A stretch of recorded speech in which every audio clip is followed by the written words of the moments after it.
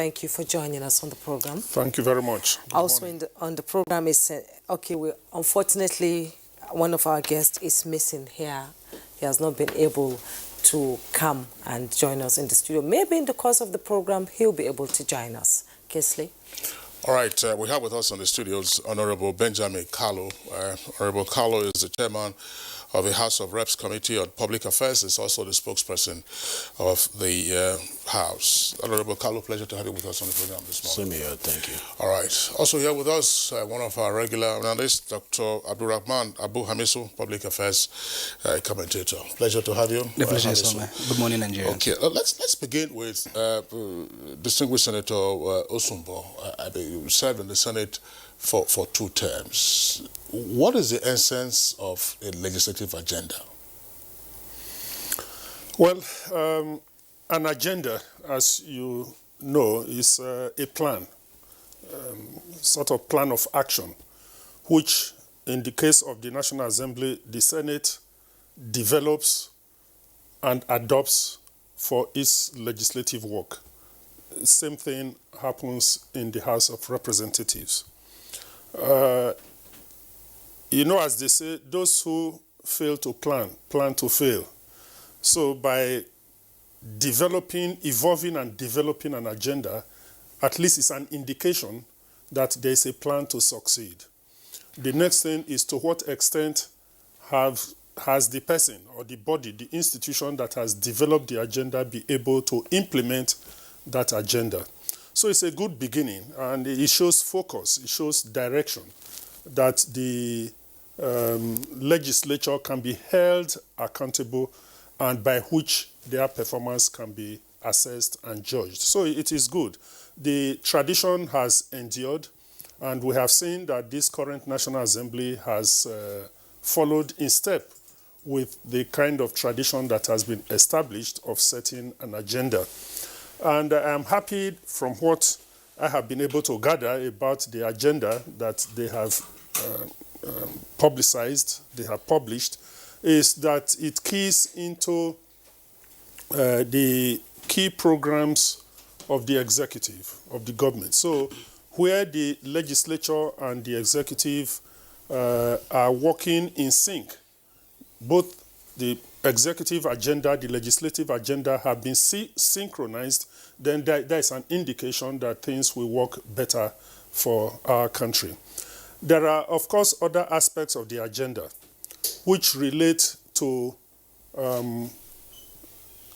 representing and effectively assuring the electorate that their interests, their concerns are being followed up and implemented by them, who are the elected representatives of the people.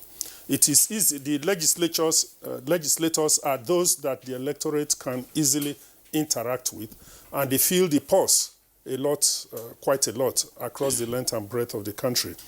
From what I have deciphered so far, the agenda tries to reflect what would be the popular aspirations of Nigerians, and to that extent is commendable. As I said, the next step is to be able to monitor the implementation, the execution of that agenda, and to see to what extent it has succeeded in meeting with the set goals. Well, you've said that Nigeria, you know, it's protecting the interest of Nigerians, and experts say that they've been dishing out all these legislative agendas since democracy came back in 1999, and they say that what makes it so different this time around? What is so unique about the 9th Assembly and their legislative agenda? Honorable Benjamin Kalu. Thank you very much, and thank you viewers for tuning in. Like the prof said, the legislative agenda is like a roadmap to the destination that one wants to get to, and it's a product of these analysis.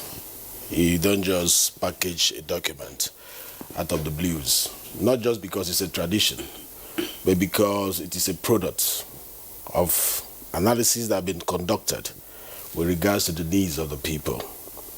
And like your question said, how is this going to be different? It's going to be different because there is a synergy between the executive and the legislature at the moment. Not a synergy in the sense of, like people say, rubber stamping. You know, the legislature, they are now like rubber stamps. No. Synergy in the sense that we believe that we are three arms of government, yet we are one government. And our strength is shown in how we cooperate with one another to achieve the desire of the public interest, you know. So that is what is going to be different. We understand the definition of the objective, the goal of the current executive, and we know they are not just working for themselves. They want to work for Nigerians. They are working for Nigerians. And we have been elected to work for Nigerians as well. So interpreting the needs of Nigeria, matching it with the objective of the executives, and helping the executive realize that is what is going to be different between now and the past assembly. The past assembly could not establish this relationship. There was so much acrimony between the two arms of government. People tend to celebrate this acrimony, you know, that shows that we are doing our watchdog activity, the checks and balances that is found in separation of power, you know, as propounded by John Locke. But for us, we are seeing the interrelationship between these arms for the interests of the masses. So bringing that dynamics on board, it is going to change the narratives, and it is going to be for the interest of Nigeria. So implementation will be better achieved with the 9th Assembly. It's not just going to be a paperwork. It's not just going to be a Google map that you can. It's going to be something that will touch, you know, the lives of people, and people are going to feel it, you know, in this 9th Assembly. That's what is going to be different. Oh, okay, thank you very much, Honorable Carlo. I'm sure that some of your members who are watching now and hearing what you're saying were also members of the 8th Assembly. On Good Morning Nigeria the other week, we discussed the outcome of scientific research, that's political scientific research, indicating the performance of the 8th Assembly. And one of the critical success factors of the 8th Assembly, in spite of the acrimonious relationship that the leadership of the 8th Assembly had with the executive, was that the 8th Assembly did exceedingly well.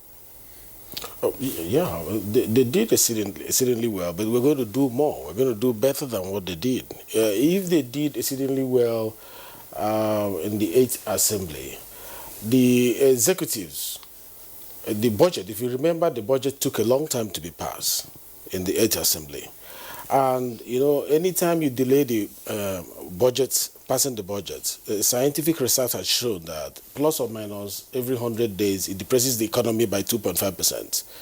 And it is strange for Nigerians to believe that all was well with the 8th Assembly in their relationship with the executive. Nigerians felt the impact because the MDAs were not able to be energized on time to, you know, work for the public. And that is what matters to the common man. You know, your relationship with the executive, the common person in the rural area is not interested in what you are doing. All they're interested is that those roads are supposed to be built, that they are built. Those schools that are dilapidated, that they are taken care of. You know, the needs of the common man can only be captured when the budget is implemented, and that's on time. That was not achieved by the 8th Assembly. It took a long time, and it's a minus for them. No matter the scientific research that has, you know, applauded them. And I know, like you said, most of them are also in this 9th Assembly. But the energy with which they came now is different. Let me give you an example. During the presentation of the budget in the 8th Assembly and the 9th Assembly, the body language of the House then and the body language during the last presentation, they were not the same. You saw they were booing the president. It was like a gathering of charlatans and hooligans. You know, number one, you know, citizen of the country being shouted at when it wasn't decent. So, but this time around, you saw the gathering of, you know, decent, civilized people who wanted to hear, no matter if the president was saying even the wrong thing, they were calm, patient, cooperative to hear the president, the number one citizen of the country, speak. We are not saying that we're going to support every of his agenda. We're not saying that the budget, we are currently analyzing, you know, disagreeing with some of the propositions made in the budget. Yes, that is our duty. That we want to work with the executive does not mean that everything they say we are going to okay it. No. There have been some gaps we found in the course of our interacting with the propositions they have presented to us, the budget estimates. That we are going to highlight, and that we are going to hammer on, and that we are going to insist that they change. That is what defines our role. Okay, right. Thank you very much, Honorable Carlo. Let's bring in now Dr. Abu Hamisu. Dr. Hamisu, of course, it's quite clear what the constitutional provisions are, and some persons will say that those constitutional provisions with regard to the imperative work of the legislature being to make laws for the peace, order, and good governance, those things are vague. But now when you have a legislative agenda, the tendency is to enlarge and then narrow down specifically what you want to focus on for the 4 years while you are in office. Is this a tradition that has served us well, or it is just another paperwork? Okay, maybe let me take it from this angle. The ICPC released a report of their constituency visitations that cut across the National Assembly members, both Senate and House of Reps. And so far, they've recovered about 900 billion in spite of legislative agenda. Now, when you just oppose that with the agenda, there is a great difference between rhetorics and actual happenings.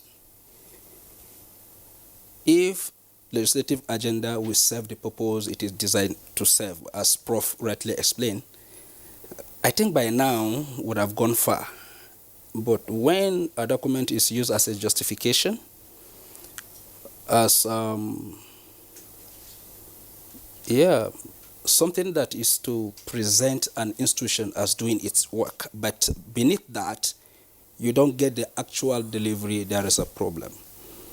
What I want to see with the current legislative agenda is not just a mere document that will be used as a justification, but following through with actions that actually convey and align the agenda with the actions of those that are supposed to implement it. So the dichotomy between initiating,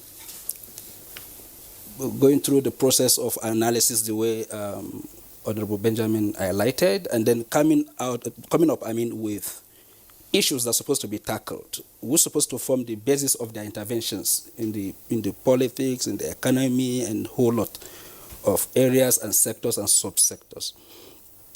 Would have at least buoyed the economy, would have been able to galvanize support, not only for the executive, but for the legislator and legislatures. But in a situation whereby there is a dichotomy between deeds and the document, then there is a problem. And going into the agenda, I've seen reforming the legislature, which is commendable, and a whole lot of issues. But there is something I want to even see that is not there. Cutting cost. Cutting cost, because the economy is not buoyant. Everything is being done to show up the economy, to be able to... the critical thing now is to even fund some of the things that the government wants to do.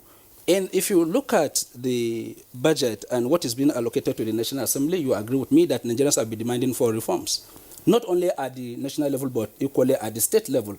So whatever agenda that will not align with cutting of costs, where the citizens are being overtaxed, data tax, consumable tax, social tax, and so on and so forth. And we're not seeing that again be replicated in the other arm of government that people are saying is taking so much from the economy, is taking so much from the budget, is taking so much from most of the monies that are supposed to go into social investment. Then there is a gap as far as I'm concerned. So basically, if you put this together, what has been happening in Nigeria, I continue to say this, is the clash between public interest and personal interest. So when you have documents, policies, programs, interventions that speak to public interest, but at the point of delivery, the drivers of the process are concerned with their private interests, there is always a problem. And this is where we find ourselves in around these issues of corruption, misappropriation of funds, embezzlement, and then you find ICPC saying we've recovered 900 billion from, because once there was a committee in place by ICPC, and they be visiting most of the constituencies and senatorial zones. Okay, Abdurrahman, you took so amount of money to furnish the hospital in your location. Where is the hospital? What have you done? And you find out that those persons have not done anything with those money. So I'm sure, Honorable, going forward, this legislative agenda should guard against something like that, so that there will be that alignment between agenda and actual delivery. Okay, talking about the agenda and actual delivery, most Nigerians say accessibility is a problem. Yeah. So I'm looking at, is the 9th Assembly going to open doors for Nigerians to be part of the process? Do you think it's going to be possible? Now, that has been the fight. Yes. That also I was saying that in the agenda, it will be most convincing if you talk about cost cutting. By the time you talk about cost cutting, it means that you are willing. I saw transparency and accountability. It has always been there. My friends in the civil society, which I belong, yes, we've been clamoring, asking questions. How much is the take-home pay of a senator? How much is the take-home pay of House of Reps members? The constituency project, how is it executed? All of these questions, nobody is willing to answer. So when you talk about transparency and accountability in this agenda, that is why I'm talking about aligning agenda with actual delivery. So it's one thing to say we are going to do this, and it's another thing to actually follow through with it. And we've written a lot using freedom of information, Honorable, up to now, but you are promising us that night assembly is going to be different. So I don't want to put the cart before the horse.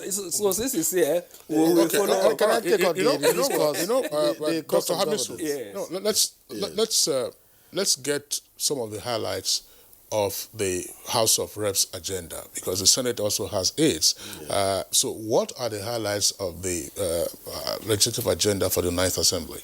Okay, before I go into that, I'm sure my friend from the civil society has gotten this document. If you don't have it, I'm offering you to come to my office for us to give you this legislative agenda.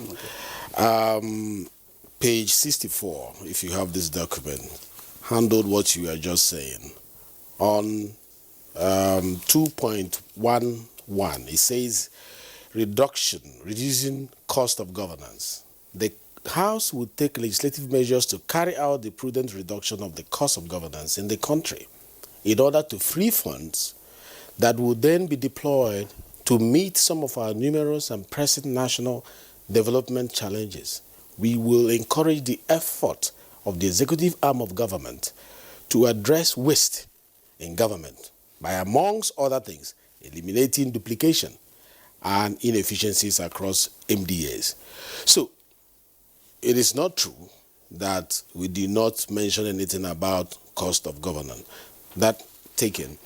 If you go to the highlights, we have reforms of the House of Representatives. We started with ourselves.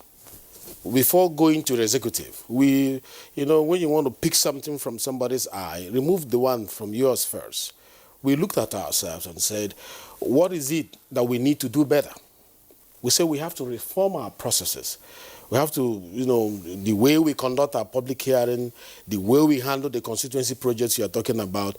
The Speaker has mandated that he will tour with the principal officers, not ICPC this time. He will be visiting most constituencies. We have what we call town hall, like she asked you before, access to the parliament. We say it's the people's parliament. People don't really have access to, them. We are going to have town hall meetings across the country where the principal officers will come and engage with the public. And while on that town hall meetings, the principal officers will talk constituency projects within the states to know where this money has been allocated, where it goes to. You understand? Also, within us, we have reformed the process to show accountability and transparency in our internal financial management to know how much is coming from the budget. Is it enough? If you will recall, for 10 years now, the budget of the National Assembly has always been between 120 to 125 billion. Year in, year out. Even when dollar was, 180, it was still 120, 125 billion up till now, which means we are using half of what we used 10 years ago to run the National Assembly. And a lot of institutions have emerged out of the National Assembly that will help us deliver the job very well. The employment of staff has increased, and yet we're still in the old budget of 10 years ago. So we're looking at that and say, how do we maximize the use of this to avoid duplication of expenses and waste and all the rest of them? That is one on our own side. And also the processes of public hearing, the processes of committee meetings. What is the cost of handling committee meetings? Do we need to reduce it? Is it too much? We started with ourselves. From there, we went to social justice, to look at, the common needs of every man. Are they taking care of the child abuse that is happening every day? Is it supposed to be like that? Is there anything we can do about that? Gender equality, is there anything we can do about that?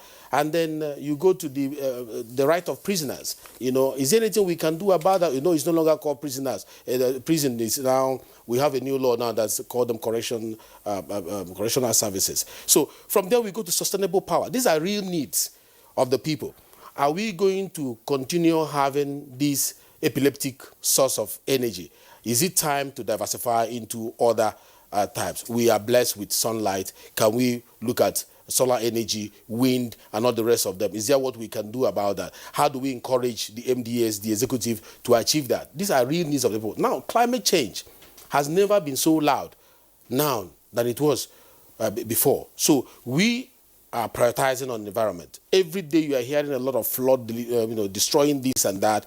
We want to encourage the MDAs, the Ecological Fund, the Ministry of Environment to make sure we give them the legislative interventions that they need to make sure they're able to help Nigerians solve all these challenges. Economic growth, development, and job creation is a major thing. You know that the 70% of our population of 180 to 200 million, they are youths.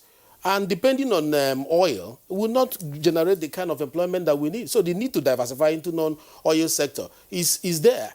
And that is what will create more employment for these teeming youths. So we are looking into that as one of the area of priority. We are looking at, I mentioned gender equality, education reform.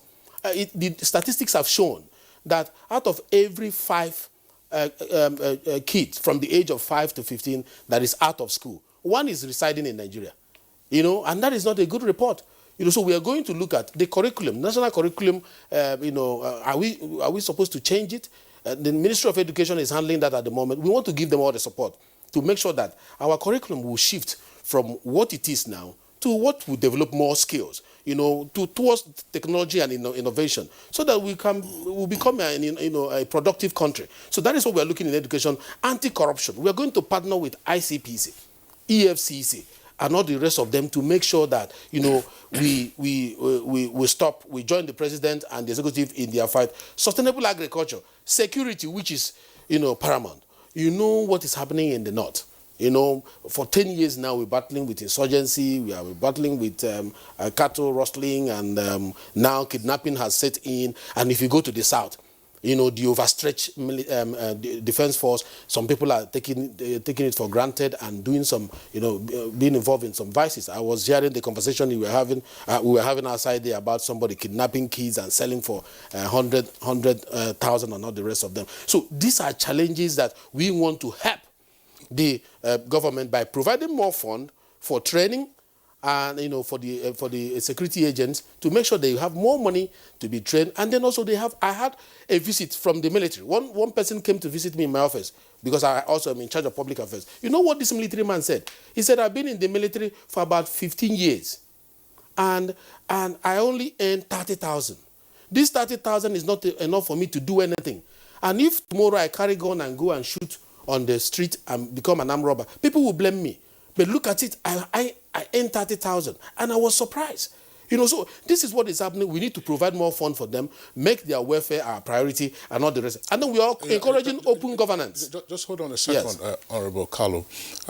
The items that you have ticked off as part of the highlights of the agenda for the House of Reps, they're noted.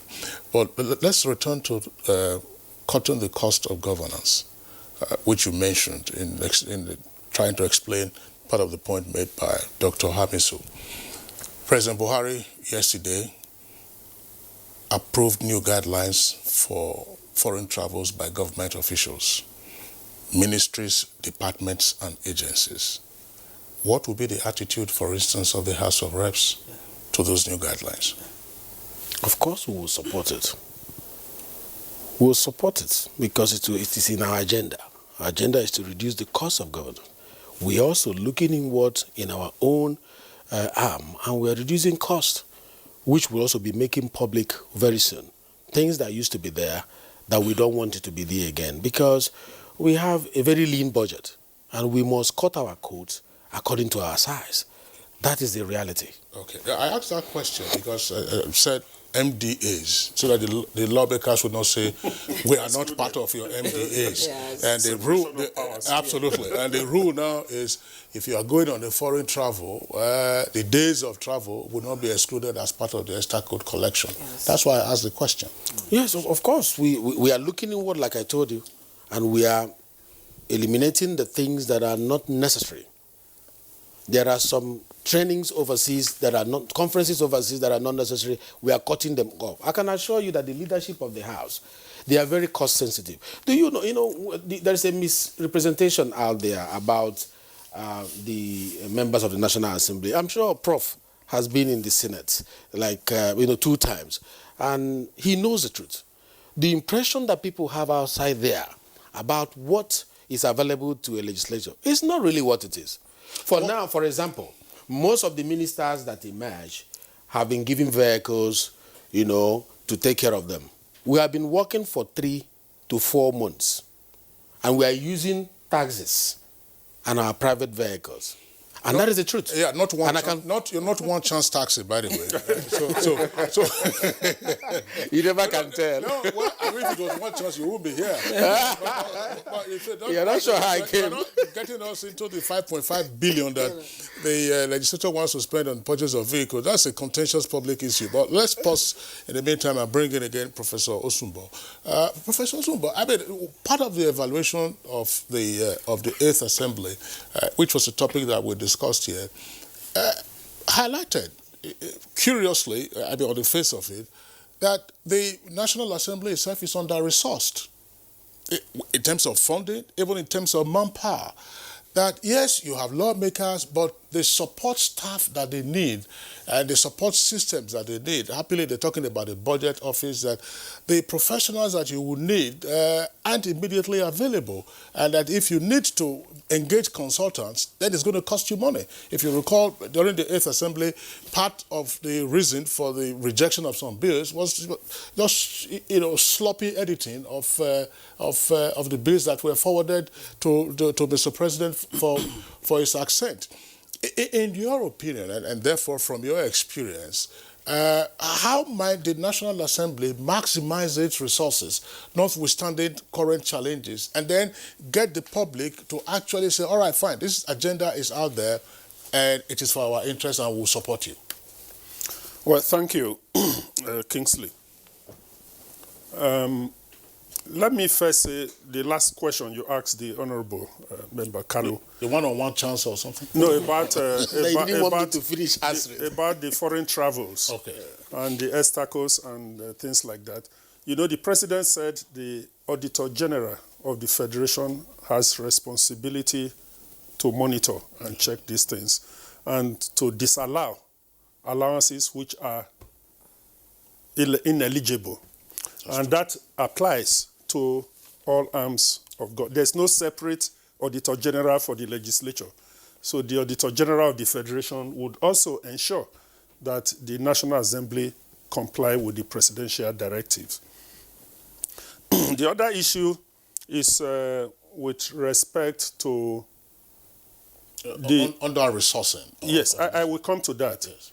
to the issue of the comparison between the 8th National Assembly and the 9th National Assembly with respect to the number of bills that were passed by the 8th National Assembly. I think people should be careful about looking at quantity and neglecting quality. There's a great deal of what is called tokenism in Nigeria. They just say, what is the quantity? How many books has he published? That's right. But you can't find any of those so many books that an author claims to have published that has a contribution, original and substantial contribution to knowledge, which is really the yardstick internationally. You must, if you say you've published a book, you must indicate that you've made original and substantial contribution to knowledge. But not many people know this. They just say, how many books has he published? Just like how many bills were passed, without looking at the quality of those bills. As you said, many of them, unfortunately, were sloppy. Perhaps because there was too much politicking in the 8th National Assembly.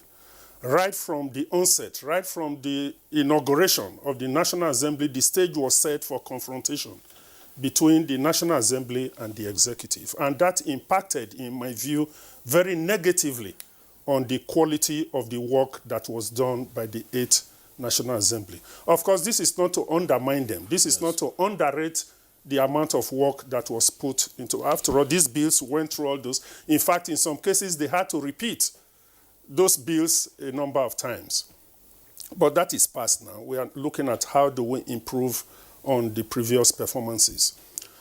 You mentioned the issue of inadequate funding and inadequate resources available to both chambers, the Senate and the House of Reps. That is an issue. It's a big issue.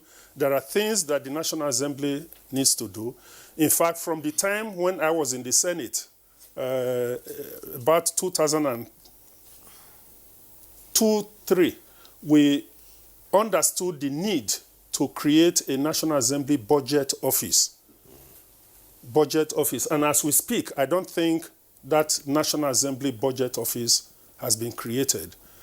If it is created, it will need to be adequately staffed with competent people, adequately resourced to ensure that when it comes to budgeting, both in the appropriation, passing of the Appropriation Act, and internal budgeting in the National Assembly, things are done in a proper way, including savings of the sort that you mentioned.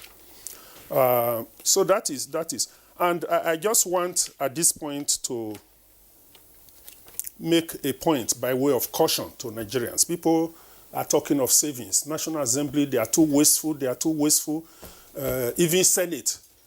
Some are saying Senate should be scrapped and then we should have a unique camera. That would be different from the bicameral system of the US presidential system that we have adopted. So we are adopting a US presidential system, but a unicameral. That will create a lot of confusion. Some are saying we should save cost by having only one senator representing a state. But my question is, what is the cost of peace? People are looking at the cost with respect to the proportion of the National Assembly budget relative to the national budget. But to what extent is that contributing to peace in our country? A sense of inclusiveness. People feel, there was a time in the past that a lot of people felt cut out from the democratic process. They were not part. You don't hear that kind of agitation now because there's a fairly balanced level of representation across board. There are some states, if you have only one senator per state, there will be some states where it is the majority group that will produce the governor and produce the senator. If that happens, do you think the others in the two other senatorial districts will keep quiet? You will be, you'll be, as they say, penny wise, pound foolish. So, in fact, that is my summary, that in an effort to talk about cutting costs, we don't become penny wise and pound foolish. Okay, thank you very much, Professor Osumbo. Abu Hamisu, back again to some of the highlights that Honorable Benjamin Kalu has read out with respect to the agenda for the House of Reps. Out of school children. We can talk about education broadly, but out of school children. We keep hearing the numbers. At some point, it was static at about 10.3 million. Now we're hearing 13 million, back again to 11 million. It's some persons would ask the question, merely making a blunt statement that you will tackle out-of-school children phenomenon might not give an indication as to where you want to go. Of course, the legislative process will deal with that, but what ordinarily are the issues in out-of-school children that ought to be one that will grab the attention of the legislators and say, this is the key focus for us in tackling this problem, whether as support to the subnational entities, who ordinarily should take care of this problem initially, or otherwise? Well, that's a very good question, Mr. Kingsley. One of the pitfall of addressing these issues of out-of-school children, what are the causes, what are the incentives, merely a reflection of NGO funding, so that the findings are only used as further justification for additional funding. There is no patriotic effort to understudy what the real issues are. If you're talking about out-of-school children, you're talking basically about northern Nigeria. In most of these states, they've declared free education. Parents are not willing to send their kids to school. If you say it is poverty, it is not poverty. It goes beyond that. What we need to do as a nation is to ask, despite the incentives, to ensure that parents send their word to school. Parents are not doing that. But the same parent will pick their child and take this child to Niger. Yes. So, what are the push and pull factors? What are the incentives? This is what we need to do. Basically, I can tell you what the problem is. The problem started in 1900. The first educational policy. And up to this moment, parents are wary of modern education. And you could equally locate Boko Haram within the context of that very particular issue. It is the moral content of what the parent perceives to be modern education. And unfortunately for us, our design does not even allow for peculiarities so that you can address some specific issues. For instance, when Singapore wanted to transform, what they did was to adopt Chinese, and they have universities where they speak English. It is to take care of the different categories in the society. So we have a totalitarian educational policy that, okay, because we want to create a nation out of Nigeria. But some people are saying, we have a reservation, you've not gone to them, you've not sit with them, you've not addressed it. So that is why, since the return to democracy, all the states in northern Nigeria have declared free education, and even textbooks, educational materials are being distributed, but some persons are refusing to send their children to school. So for me, based on this agenda, if the House of Reps is willing to address that issue, the first thing is to engage with those states to find out, to say, okay, we've done all of this, yet we could not secure more, we cannot take more people out of the street to the classroom. So what are the problems? I bet you, if we do that, you will see solutions that will take these kids out. But if we leave it to most of our friends that are in the NGO, they will continue to say there are gaps every day to justify more funding, and more children will continue to join those children that are on the street. Secondly, Honorable made mention of that. I was talking to the highlights of the agenda.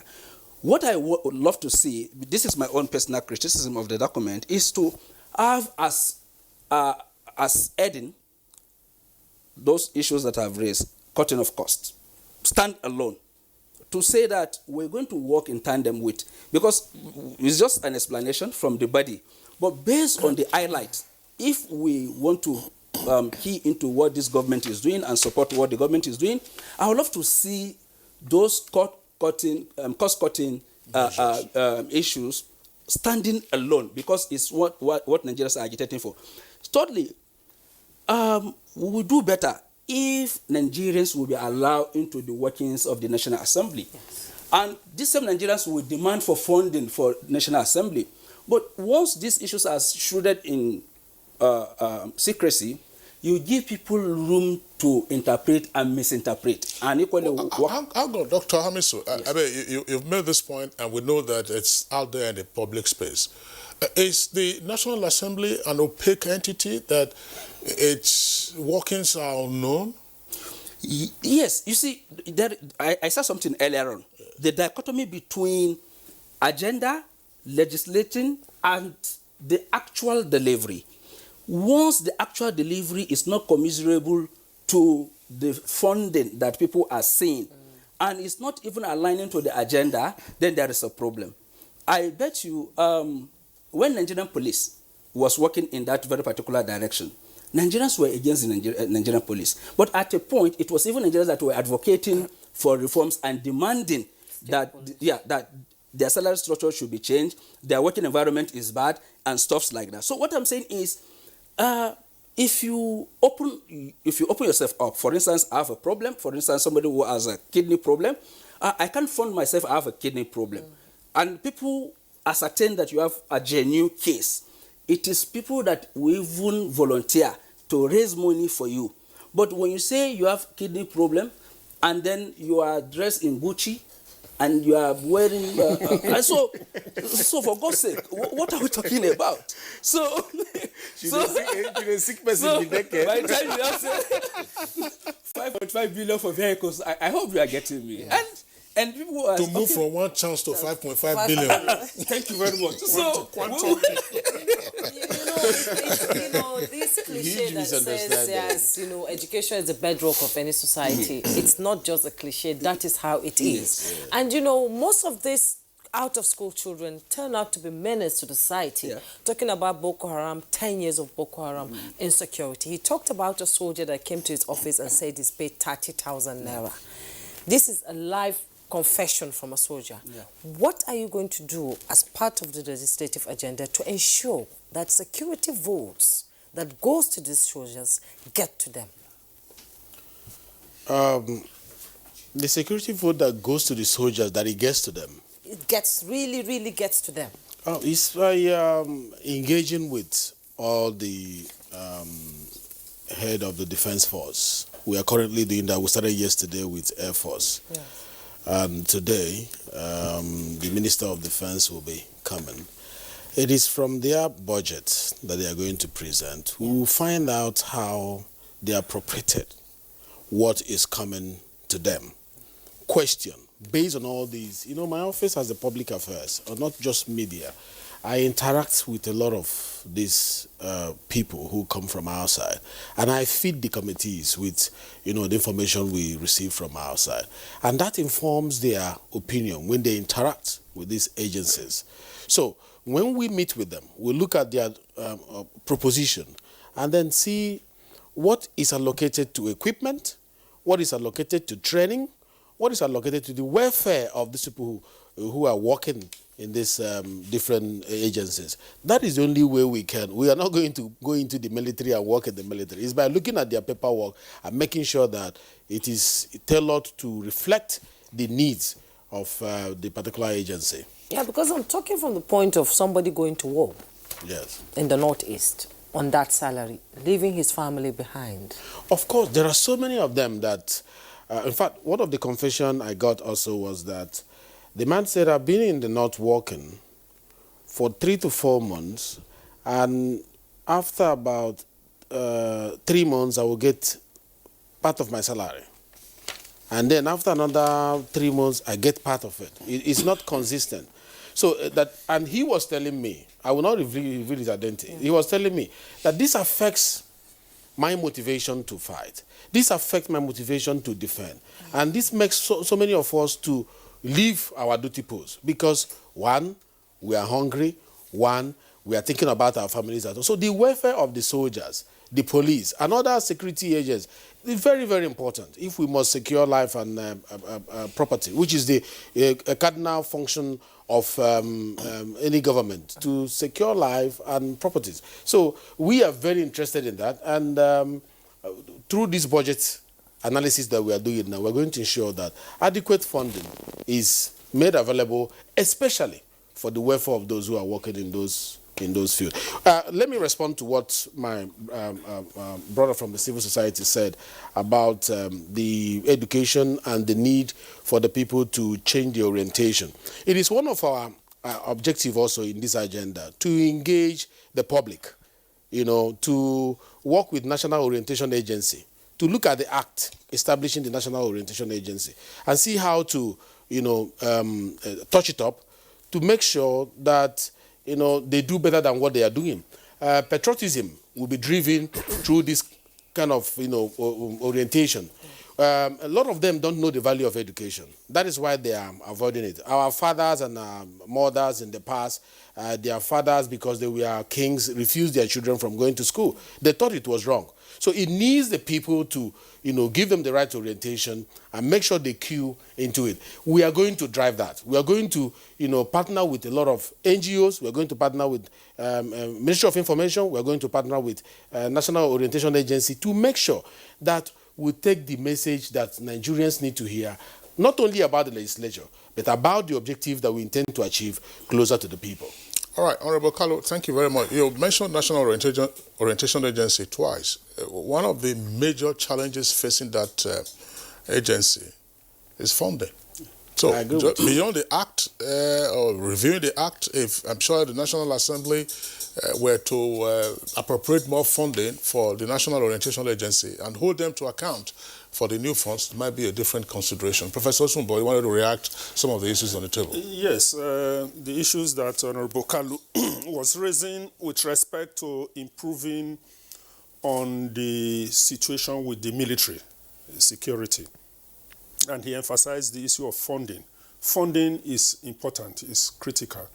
And I want to recall that when I was a member of the Senate Committee on Navy and the Army, when the military people came before us, they actually said that they were better funded under a democratic dispensation than under the military. We just transited from military to democratic governance, and that was, they didn't hesitate in saying that they were enjoying the level of improved appropriation that they were getting from the National Assembly. And I want to believe that that has been sustained. But the problem, talking about implementation in Nigeria, is this money that has been appropriated, has it reached the source? That is it. The salaries, the monies that are meant for the soldiers, for these people, does it get to them?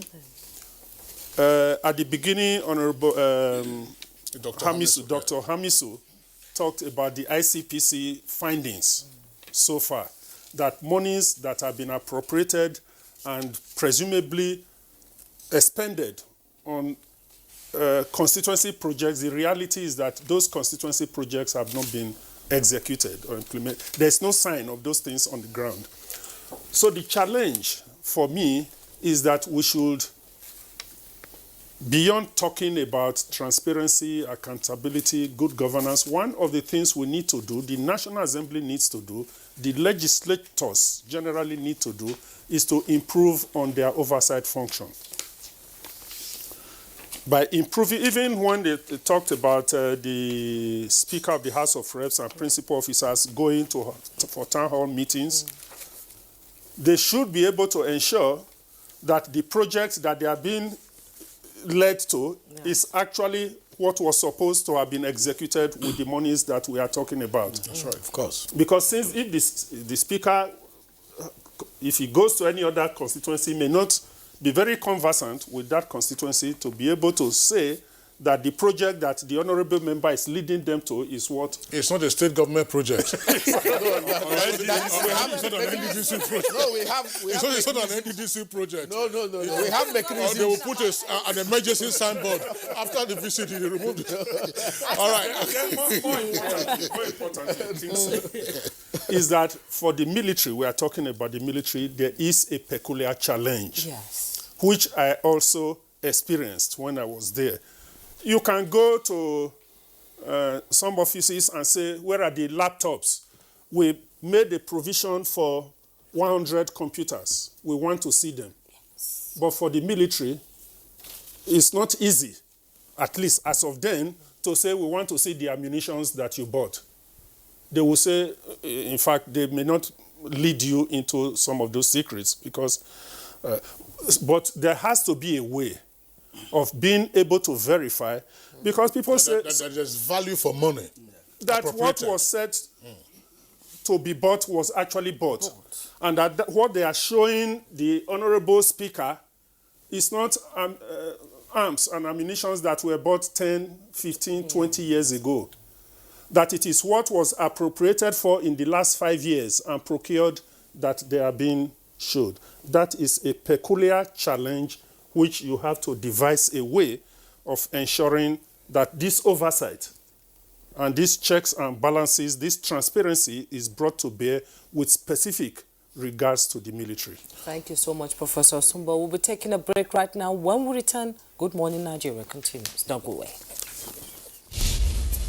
For more than 10 years, NTA Educational Television has continued to champion the discovery of young scientists and artists across the country. The 2019 National Children's Expo promises to bring to light the best of innovations and creativity in the science and arts categories. Theme: promoting unity and innovations in youths as agents of change through science and arts. Venue: NTA Headquarters Arena, Area 11, Garki, Abuja.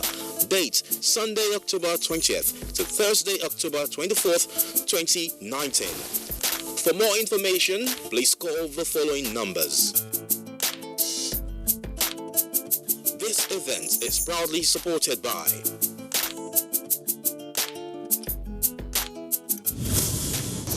NTA ETV, promoting learning.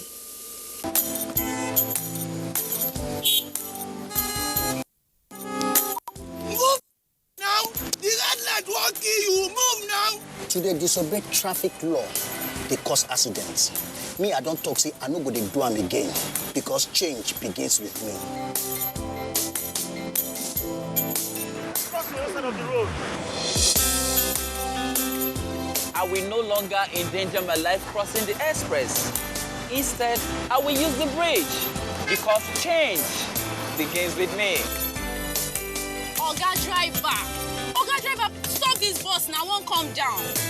I be one carry me fast where they go. Make I dey stop anyhow for road, dey cause traffic wahala and accidents. So I go dey stop for the right bus stop because change begins with me. Change begins with me. This message is brought to you by the National Orientation Agency in conjunction with the Federal Ministry of Information and Culture. All right, welcome back, and it's still Good Morning Nigeria, live on the network service of the Nigerian Television Authority. We have a number of tweets that have come in. We'll quickly go through those tweets and then return to our guests. Chris Simeon has this tweet. Let the agenda, that's the say of the National Assembly, be one that will rejuvenate our economy, put an end to insecurity, and create employment opportunities. That's all I ask for. And first is Akimboye, what tweets: the legislative agenda of the 9th National Assembly captured the challenges facing our country. The 9th Assembly must focus its energies on key bills that will address insecurity, unemployment, all sector reform, poverty and gender inequality, and limit its legislative ambition in other areas. It must work effectively with the executive to address bread and butter issues in our country and come up with a long-lasting new way of funding our infrastructure, including power, And at the heart of the 9th National Legislative Agenda, it must be an ambitious plan to unite our country. Now, Abbas Obakar's tweet says, we hope that the 9th National Assembly will put the interests of the people and the nation first. Furthermore, with the bipartisan relationship that exists amongst them, we hope for a better legislation in the Assembly. And Titus Monday Knock tweets, let them review and cut down their bogus remuneration packages and allowances, and Nigerians would know that they are serious. They should do these things openly and transparently. Now, Mike Anyako tweets, in as much as we encourage their good relationship with other arms of government, however, they should not become a rubber stamp. They should undertake oversight functions with utmost seriousness. And Utolo Sunday tweets, I want to plead with the 9th Assembly to understand that they are the mouthpiece of the masses over there. Whatever agenda they have, if the masses are not positively impacted, it will be a futile exercise. Now, this one is coming from Akeju Olagbajo. Very briefly, it says, the legislators are expected to exhibit discipline and prudence. And Dada Stephen tweets, it's time they make new laws that will reduce cost of governance because they earn the highest in the world. Adejumo Paul Olubumi tweets, it says, we want constitutional reform and accountability. And Law Alpha C tweets, one major legislative agenda will be to legally and consciously intervene on the simmering face-off between government and organized labor for economic growth. They should ensure timely passage of 2020 appropriation bill into law. Legislators to ensure security of lives and property, ease of doing business, cordial relationship with the executive, and cutting off their allowances should form the legislative agenda. Abdul has this tweet. It says, legislative agenda should be what the Constitution says and not what is formulated for selfish ends. And Comrade Alhaji Ngala tweets, the relationship between the executive and the 9th National Assembly is cordial, unlike 8th Assembly. They have a very good mission and agenda to the country. Let's support them. All right, Cecilia Okoroma, Nigerians are interested in the legislative agenda that is selflessly driven for the good of all. And Sikiru tweets, legislative agenda for the 9th National Assembly must include total reduction of their budget and total reduction of their numbers. All right, so those are the tweets that we are taking in the meantime. Yes. Let's quickly return to our guest. Well, there are other highlights, of course, in the legislative agenda. We're going to give you the opportunity to touch on them. But one issue arising from our conversation this morning, Professor Sumbo, has to do with the perception of the National Assembly as being opaque.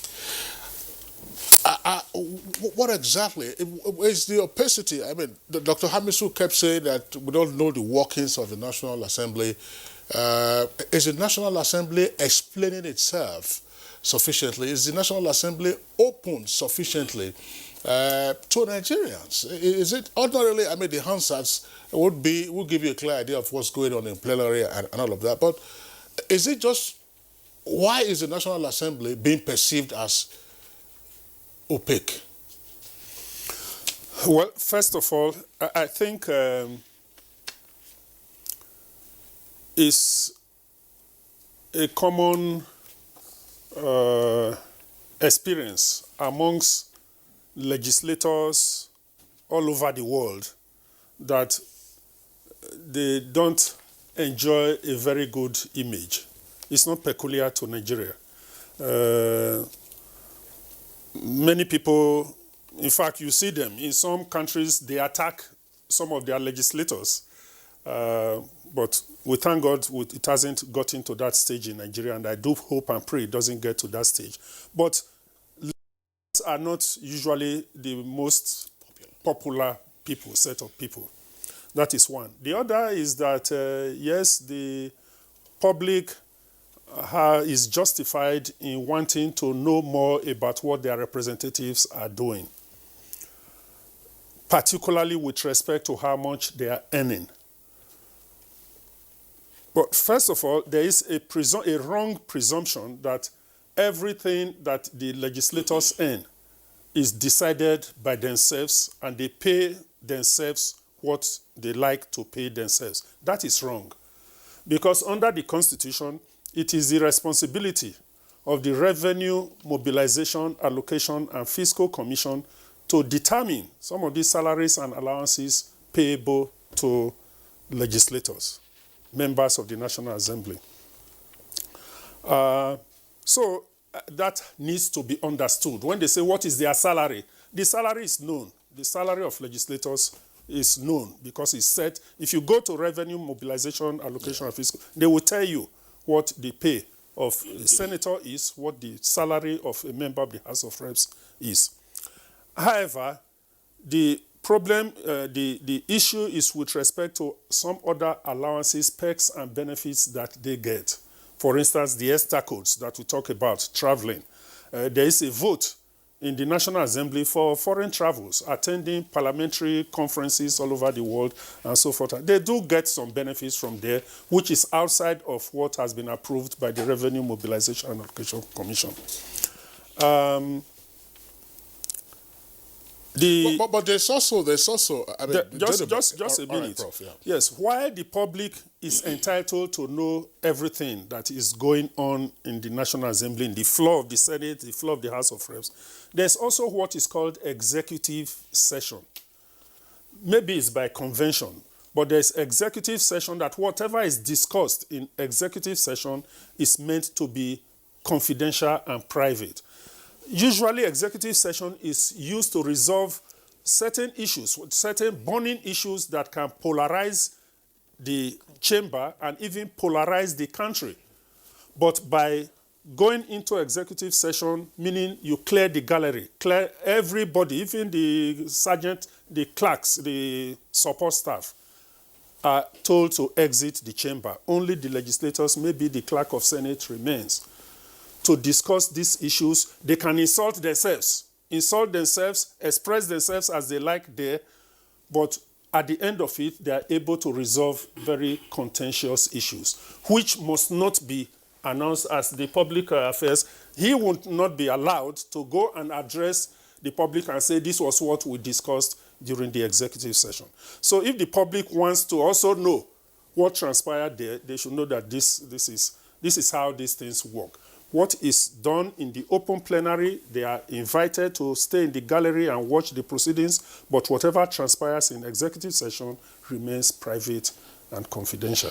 Well, okay, well, thank you. I just, Honorable Benjamin Kalu, in talking about the legislative agenda and then getting your job properly done, I'm sure you are also familiar with public perception issues.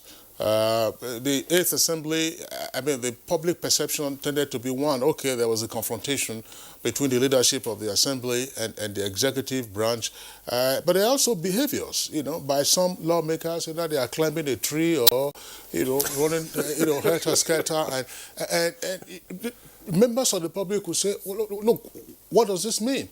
And for the 9th Assembly, despite the agenda that you have set for yourself, one key issue that has come up has been, the explanation that we need 5.5 billion naira to go and buy cars. I mean, these are the kind of things members of the public will perceive and say, are they there for their own selfish interest or they are there to work for us? How many of us, members of the public now, how many of us have cars?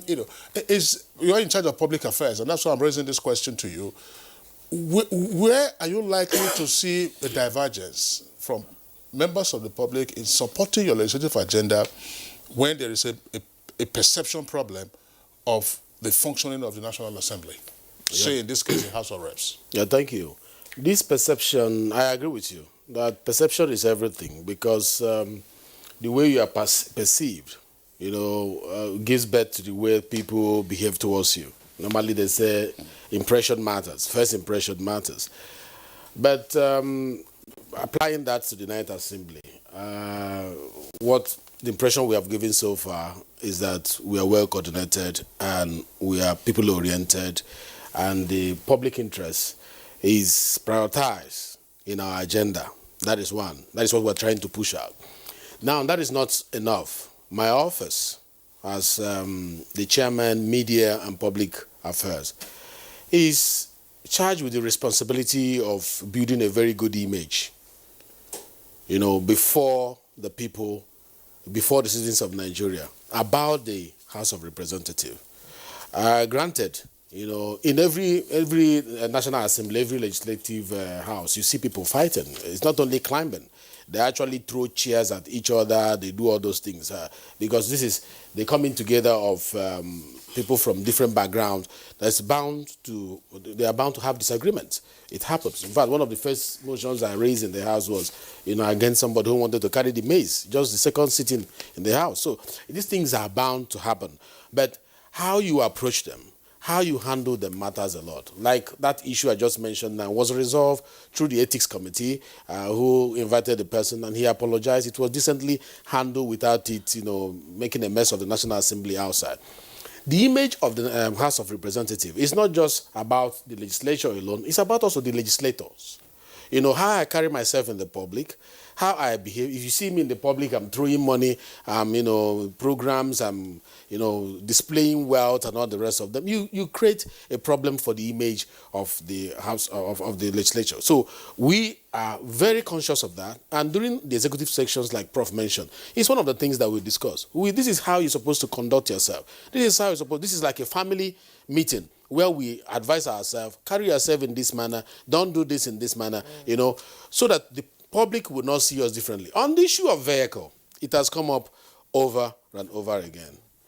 Honestly speaking, it is unfair to the legislature to think that we will be, you know, using our legs to work for Nigerians, to go for oversight functions. It will be unfair to us. Because when you, if you want to, you know, categorize or place us on scales, you see people who are at our level, let's say House of Representatives, we are like the Court of Appeal justices in the other arm of government. Or if you like, you can call us like the ministers.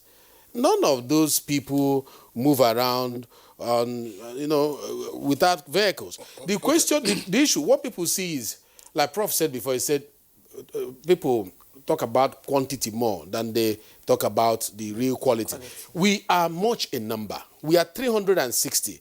And that 360 is enough for the Federal Republic of Nigeria. So if one of us is receiving 2 million naira for a vehicle, once you multiply it by 360, it gives you what? About 720 million. People will say, oh, 720 million is what they want to buy a vehicle with. No, it's not true. When you break it down, you find out that this amount that people see as big, to be honest, it's not enough. All right. Honorable Carlo, thank you very much. You say that House of Reps members are like ministers. So the country now has 360 ministers. In the but the argument is no, my argument, I'm talking about the status. So let President Buhari hear this.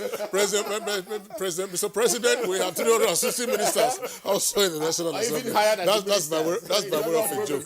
That's by way of a joke. Anyway, but just to wrap up, in terms of highlights, probably it's embedded there. We haven't heard much about that. It was one issue on the eve of this year's general elections, electoral reform. Yes. Hamisu. Yes. Well, yeah, it is because one of the things that has made democracy to survive is because it provides avenue for peaceful dialogue. Peaceful means of changing and asking some leaders to go. Previously, it used to be war. If I fight you and conquer you, I depose you. But now democracy is saying that you can come queue and select whoever you want to. So, and one of the things that has continued to dog our democracy, especially our elections, is electoral violence. So, anyway, understand this very particular fact that elections are not perfect. So there is need for improvement. So at every point in time, every election comes with their own challenges and the need to enhance the process so that those challenges don't escalate and become the graveyard of our democracy, because election is the bedrock. So that is another oversight in terms of the conception of this document. If it is not there, I think it's something that he has to find a way to put across to these committees so that we don't lose sight of that, because our democracy depends on free, credible election.